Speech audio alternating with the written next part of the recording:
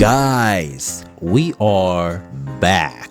We are so back. Well, kinda. So first of all, a bit of an update here as to what happens to me throughout the week, as to why I haven't uploaded last week's episode. In case some of you guys haven't seen the post that I made. Yeah, so I just got back. My mom going through an operation, which thank God went well. And also thank you guys so much for the kind words. Really appreciate it. Yeah, that was a long flight. And funny is when I thought I was ready to do this, shit, I catch cold right after that. And I'm like, yeah, right. Who am I even kidding myself? Should have known I got an immune system of a toddler.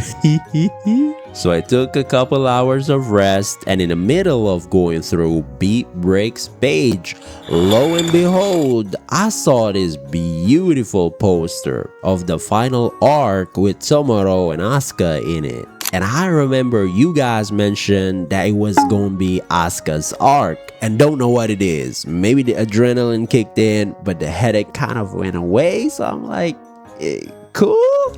So yeah. Anyway, episode 42 and 43. Watch both episodes in one sitting, and dude, it was insane. A lot of stuff happens. It was crazy. I just can't believe my eyes that we get to see both freaking Zed Millenniumon and Atratusmon in a freaking flashback.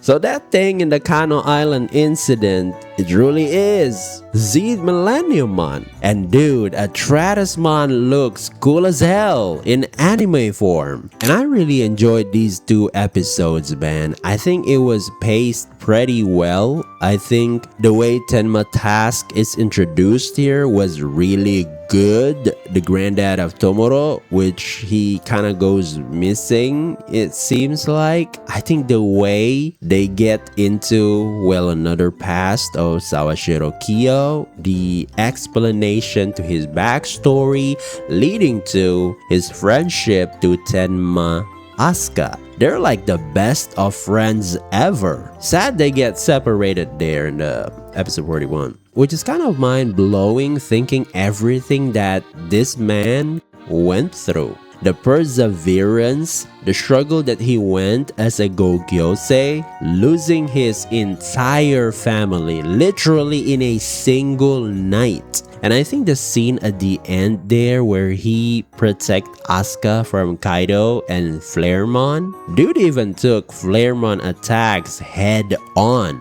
burned himself, shows us where the scars actually comes from. I think that moment is where he kind of consolidate and sort of solidify his dreams to unite both human and Digimon to live in harmony together, or at the very least the first step of it, right? Since that's what Glowing Dawn kind of is doing right now, saving as many Digimons as possible. And in hindsight, Kyo getting Habakirimon, this godly of a being, again, I think is well deserved. And the new Digimon that was introduced there, the white snake from the white core that we saw before, the Heliosboamon, I think it was explained really well how she is the keystone to the Shangri-La project, and they sort of needed her since she got the potential to be on par to that Millenniumon and Zed Millenniumon, which is dope. And we did actually see how like no one can touch her without their E-Pulse gets this sucked on and gets absorbed, intentionally or not. And that's how big of a risk with her just being around. I guess she's one of those OP Hazard level Digimons, right? And I guess that's how she comes to a conclusion to basically trap herself, turning into this cube or the white core, right? And Asuka's wish to protect his one and only brother, which leads to the birth of Heliosboamon, was such a good scene. At first I thought it happened to him as a child or something, but no, it was not long before the series started, which is shocking. Well, maybe a year or two, right? And there was also another one. Yeah, Brilliant Thorn leader Rose is saved, guys. I am so glad that our mommy here was saved, and really looking forward to Brilliant Thorn joining hands with Glowing Dawn, which she mentioned herself, right? And one thing that I loved is, which is kind of shocking to me, that is the rivalry with Kaido, right? Which goes a long way back, it seems. Soon after Kyo joined the Gogyosei.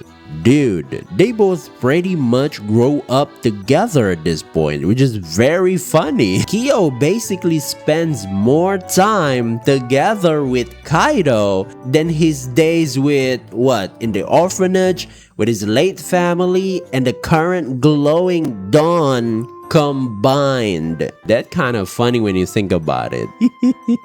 And Kaido, he took a lots of L too, right? No, yeah, I understand now why Kaido is so attached to Kyo. In a sense, that was his, not gonna lie, might be the one and only family to him, right? Because he might be alone his whole life, and that rivalry with Kyo was the only thing keeping him going. That there was this person that he could compete with. And I'm going to have to give the writers credit for delving into their rivalry more. And this is what I mean when I say shocks me, right? At first, I didn't think that they gonna give this rivalry the ending that it deserved, since it's, I don't know how many episodes left Beatbreak got for us. But no, they're giving us next episode with the title The Strongest Guy. Basically, this is going to be the decisive moment where the two of them are just going to dunk it out. Dude, it's going to be crazy. And yes, it's going to be Apollomon versus Habakirimon. Cool! Insane. And finally, Atratusmon. Dude, I got goosebumps looking at it. Didn't think it would appear in a flashback like this. And I like how the vibe kind of just ramps up to 12 with the big circle Digimoji appearing and sort of absorbs everyone's E-Pulse, like even Asuka himself. And I think it gets way bigger, like covering the entire city or something like that, which I have to check that again, which is crazy. And Atratusmon, it really felt incomplete here. Doesn't have its weapon, maybe not enough E-Pulse or something. Asuka's probably not even ready for that, right? And Atratusmon herself looks like she's suffering, right? And I guess that magic circle looking thing is probably what Chairman Wong going after? Maybe he thinks that thing could cover the entire world or something, and he thinks that he could have this ultimate power bank of E-Pulse or something, right? I don't really know, right? Yeah, the music went wild. There's this big warning of the Sapotamas alarming basically everyone that there's a big decrease in your E-Pulse. You are in danger. I could feel the hype, right? And also, I guess that's kind of like the first time Murasamemon witnessed a mega level, right? Shit. Yeah, crazy how Asuka is the first to reach Mega while not knowing a lot about Digimon. Or you could say didn't really get to spend a lot of time with Heliosboamon, right? Because I'm sure the granddad talks to him about the existence of Digimon soon after he saw Kyo and Kageromon left that day, right? And yeah, Murasamemon and Flaremon kinda ended Atratusmon there with their combined attack. And the episode ends with Gekkomon saying to Tomoro that this time, we are the one doing the saving. And they once again face Asuka and Heliosboamon. And of course, Kyo going to face Kaido for the last time. I assume, right? Man, I don't know. The fact that the storytelling in these two episodes is probably the best that we have seen. And I don't mean story, okay? Don't get it confused. I mean the way that the story was presented, the camera angle changes, the expression on the characters, the emotions. That's what I mean by storytelling. No, yeah, they really upped their game here. And it seems that every single episodes, they just keep getting better and better. Which of course, some of us thinks the gift arc was not that good. And I just can't wait to see what's the rest of the series, because I think I have the feeling that they're really putting in the work in this final arc specifically. You can see from what they've done with the Kyo arc, which I think is one of the best arc ever, you know. So I have feeling they've been working on the final arc like crazy, and we gonna be in for a really good surprise. Yeah, I think I will leave it up to here. I think it's going to be the bare minimum edits from me, man. Rain is not raining right now. It is what it is, right? So yeah, let me know what y'all thought. Bye bye, guys.